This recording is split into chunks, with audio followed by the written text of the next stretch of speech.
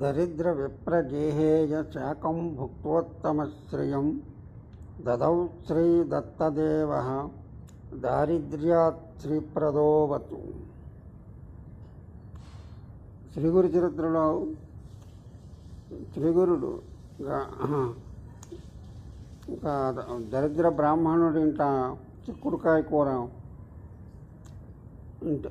అది ఆతిథ్యంగా భిక్షగా స్వీకరించి అతని వాకిట్లోనే చిక్కుడుపాదు పీకేసి ఆ చిక్కుడుపాదు కిందని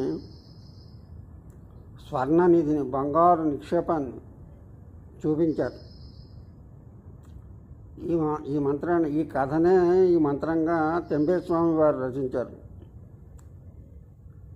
ఈ కథాచారం ఈ మంత్రంలో ఉంటుంది. ఈ మంత్ర జపం చేసుకుంటే దారిద్ర్య బాధలు పోతాయి.